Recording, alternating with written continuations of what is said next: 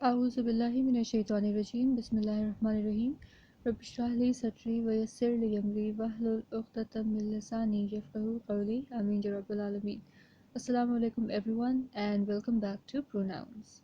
Now in the previous lesson, which is lesson 11a, we did the Rafa pronouns, and now we are going to continue this topic and finish Nasab and Jar type of pronouns in this lesson inshallah. So let's begin. Rabbi Yasir, Wala Asir, wa Tamim bil Khair, Amin Ya Rabbil Alameen. Now, we studied this classification briefly in the previous lesson, and to build on it and to revise it very briefly, we can say that the pronouns can be divided into three types, and we have the Rafa pronouns, which substitute the fa'il pronouns. All right, so we have he, she, it, they, so on and so forth.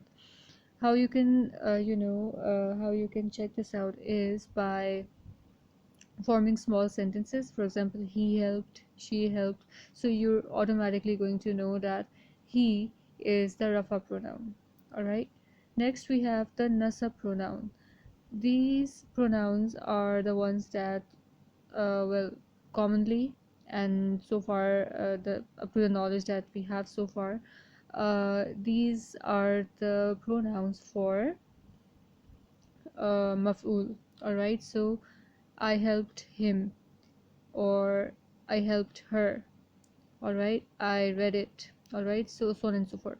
So these are the maf'ul pronouns. All right, now we know that there are about 10 conditions or 10 situations where an ism is considered as nasab in its status. All right, in its i'rab.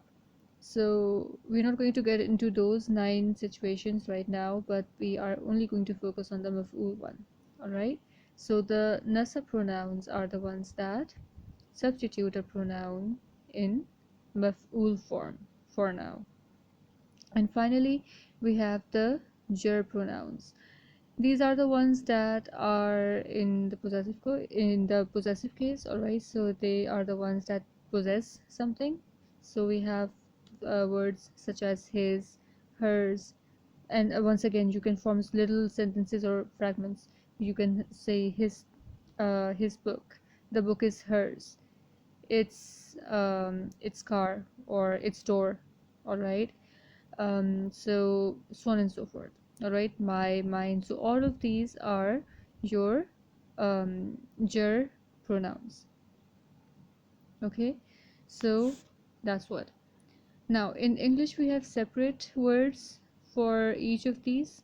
All right, so we have different words for the jar pronouns and the nasab pronouns, but in Arabic we have same words for nasab and jar pronouns, and it's up to the context and some other rules that we'll study in the next section inshallah, by which we can differentiate and we can determine if this particular pronoun is nasab or jar in its i'rab.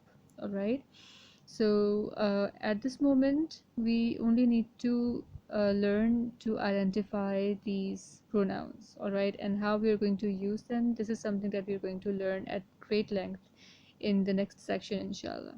All right, now the last point is that these nasab or jar pronouns can be attached as well as unattached. This point is going to be elaborated in the examples. All right, so before we begin the pronouns, let's first have a brief glimpse at a little concept. All right, now I have written a couple of words here. It says, and I haven't written the harakat the of the last 2 letters. All right, so what do I have here? All right, so okay, we have, let's just learn about the exception first. All right, so that you can once you know the exception, you can very easily learn the actual general rule. Okay, so with the exception first, so for example, this blue one is the attached, or it is the nasab or jar pronoun All these blue ones are the pronouns. All right.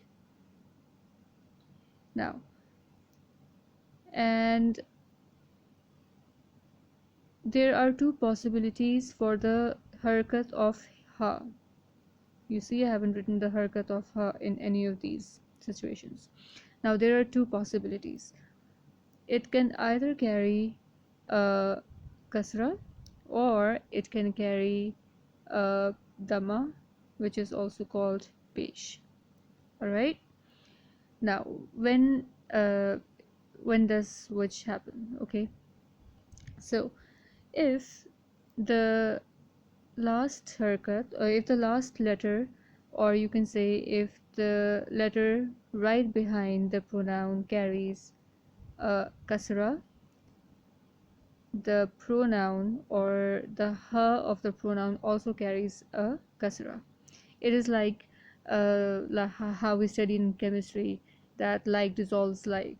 All right. So if you have kasra behind your pronoun, then you get a kasra or a zir on your pronoun.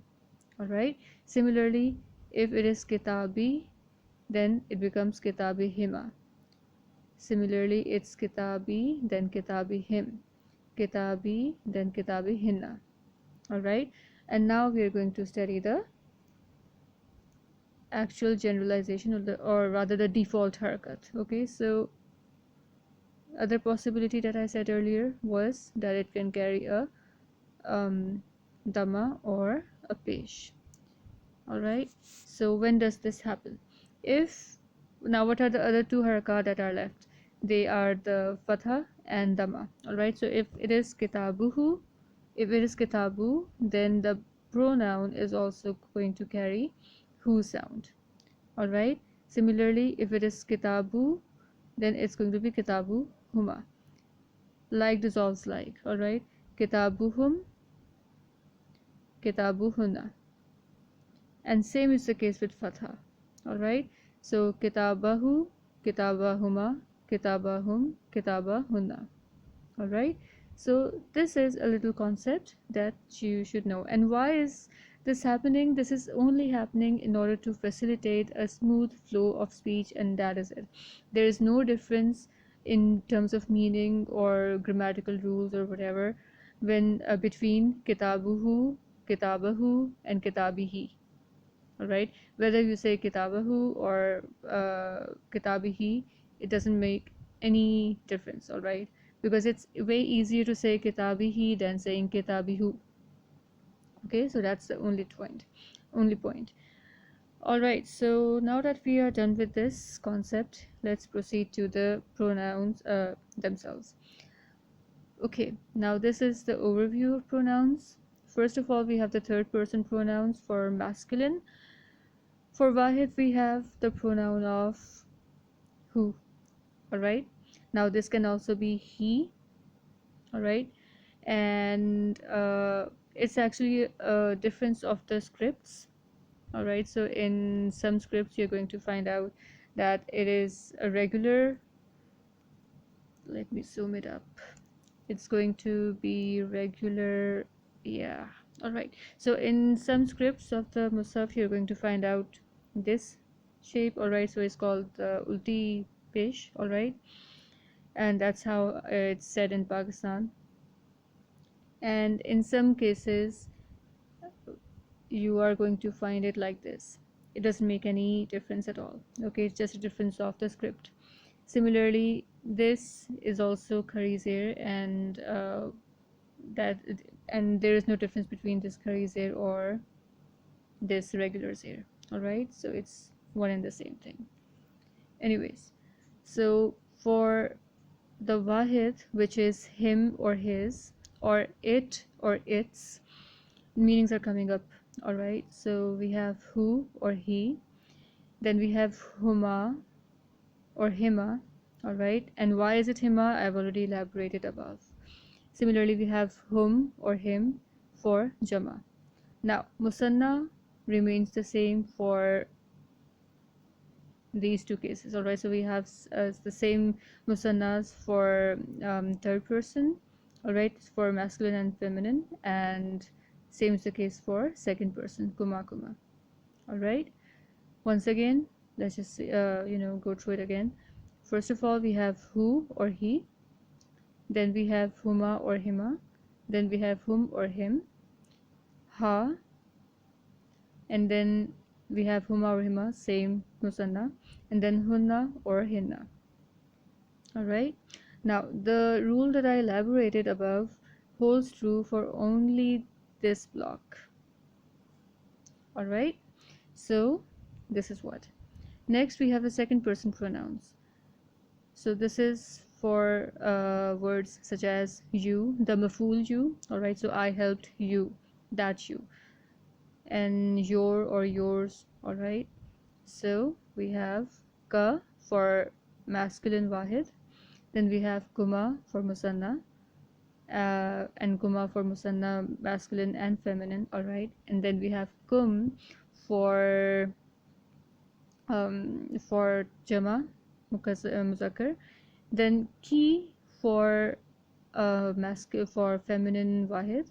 Now, as you might remember from the rafa pronouns, we had anti for you of wahid feminine. All right, so similarly we have zair here as well. Okay, ki, kuma, and then kunna. All right, next and finally we have the first person pronouns. This is for words such as me, my, mine, or us, or our. All right, so we have the yai mutakallim. This is called yai mutakallim. All right, and we're going to study these in detail shortly. And then we have na. Okay, now one thing that I would like to elaborate further is that this na is a prolonged na sound, and these two are relatively shorter na sounds because there isn't any alif at the end of these two nas. All right, so it's hunna, kunna, and na. All right, so there's this minute difference between the two. So let's just study these separately, okay, with meaning status. So we have who or he. All right, and this means him, his, or it or its. Now him is your nasab pronoun and his is your jar pronoun, and same is the case with it or its. All right, and then we have huma or hima. We know now that why it is hima, or why it is he, or why it is him. All right, so we're not going to get into that now. Now both of them are theirs, masculine as well as feminine, same pronoun. And then we have whom. All right, which means all of them or their, and this can either be masculine or it can be a collective noun. Okay, and not a collective noun, it can be used collectively for men and women, for example, for a nation. All right, so that's what. Okay, now next we have the feminine wahid pronoun. This is ha. All right, so we are used to saying this ha a lot. For example, raziyallahu anha. All right, and for the males we say raziyallahu anhu. All right, then next we have the same, and then hunna, all of them or there, and we have the feminine. All right, hu, huma, hum, ha, huma, hinna, or hunna.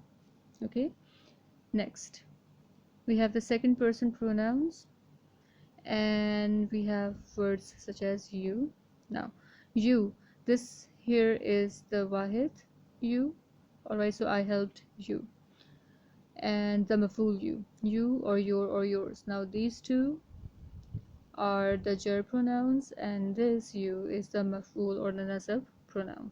So this is ka for wahid, and ka for muzakkar wahid, and ki for muannas or feminine wahid. All right, then kuma remains the same for both of the genders, and then finally we have kum and kunna. Kum is for, once again, the masculine jama. All right, so all or all of you, okay, but that you would obviously would be the maf'ul you, the nasab pronoun, okay, and same is the case in kunna, so all of you, but in feminine. All right, so ka kuma kum, ki kuma kunna. Next we have the first person, which is me, my, mine, or us, or our. Now this is called yai mutakallim. All right, and it demands that a kasra or a zair be present on the letter right behind it. All right, so if we have the word kitabun, for example, it becomes kitabi, my book, rabbi, my rab. Okay, now an interesting thing about rabbi is that, all right, so this is rabbi, and all right, this is rabbi, my rab. This becomes this. Why? Because this ya mutakallim often gets omitted from writing. All right, so this rabbi becomes rabbi like this. All right, this is a very common thing that you're going to see in the musaf. All right, and this one is very frequently used, and this is also used. All right, but this yeah, the one with sukoon forms the major bulk of it. And then this is the type of ya mutakallim that we form when we have to attach it to a verb, to a fail or any harf. And why do we have to do that? Because at times we cannot just replace the last harkats, the last letters harkat with a zir or a kasra. So in that case we have the liberty actually to add the letter noon with kasra. So we add this ni, and then when this zir gets here, we can easily add the sukoon. All right, so this is something that you're going to practice and fail, so you don't need to worry about this. Just remember this sukoon one, this and this. All right, and finally us or our, this would be na, rabbuna or rabbana. Now why is it rabbana and not rabbuna? We are going to study it, all right, in the next section, inshallah.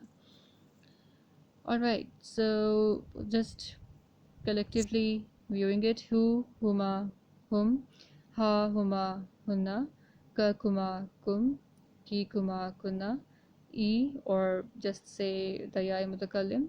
Mutakallim means speaker, and then na. And now the examples. First of all, we have the word rasulah. All right, now if it's rasulu, it's going to be rasuluhu. If it's rasula, then it's going to be rasulahu. But if it is rasuli, then it's going to be rasulihi. All right, and then we have the next word, which is rabbakum. Now once again, as I mentioned earlier, you only have to identify the pronouns here. Okay, you don't have to try and think how these fragments got made, because this is something that you're going to make in the next section, inshallah. All right, so at this moment just focus on identifying the pronouns. All right, now rabbakum, the rub of all of you. Now this can be this has to be a collective noun. All right, a collective pronoun.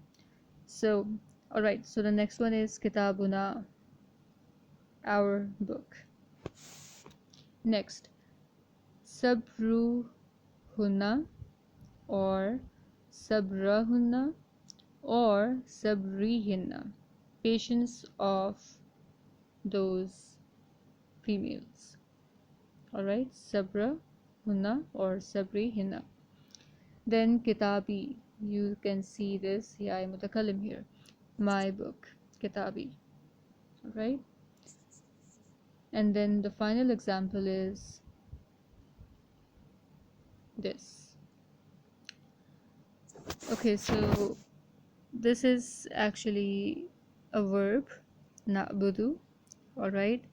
It means we worship, and this ka here is you, all right? So this is the pronoun that we studied.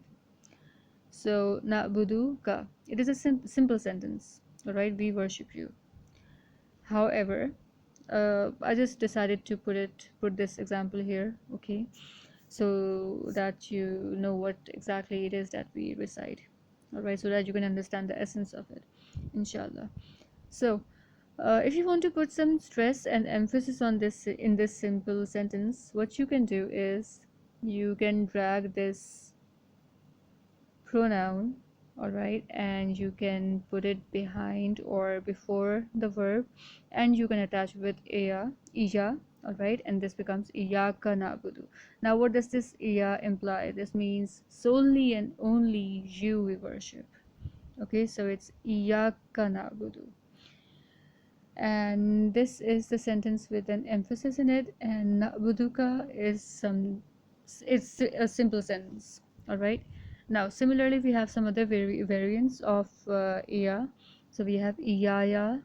Now this is the ya mutakallim, all right, so it means me. Iyaya, solely and only me. So Allah Ta'ala says in Surah Al-Baqarah very frequently that iyaya farhabun, and fear only me, all right, so solely and only me, iyaya. Then iyakum, identify this, all right, all of you. Iyakum, solely and only all of you. Iyahu, solely and only him, all right. Now this who here is the unattached form of who, all right, and that is because nothing gets attached with alif, after alif rather, okay. So this is it. Now one thing regarding iya is that the translation for this emphasis or this stress may depend on the context, all right, thus it cannot be generalized. So the translation for stress depends on context and cannot be generalized. What do I mean by this? I simply mean that the translation that I did above, solely and only, is fitting only this scenario, all right. These words solely and only do not fit all the sentences, all right, all the scenarios. So in that case we have to improvise and we have to look at the context, all right. So I have this example over here. Nahnu is we, the rafa we. Nahnu narzuqu means we provide. Hum, all of them. Wa, and iyakum. And now over here, translating this iyakum as solely and only all of you doesn't exactly fit. Therefore we're going to translate it according to the context. So what are we going to say? We're going to say we provide all of them as well as all of you. That is how you're going to translate it, all right. So you see this stress over here, this is what is given by this iyakum, all right. So I hope this was clear, and with this we have marked the end of section A, and from the next section inshallah we're going to start off with the fragments, all right, and the prepositions and all these things. But guys, you need to practice, all right, memorize these pronouns, the declensions, and all these things that we studied in the first section very well, all right, so that you can move flawlessly in the second section, all right. So I'll see you then. Till then, keep on practicing, and barakallahu li wa lakum fil Qur'anil Hakim. Allah Hafiz.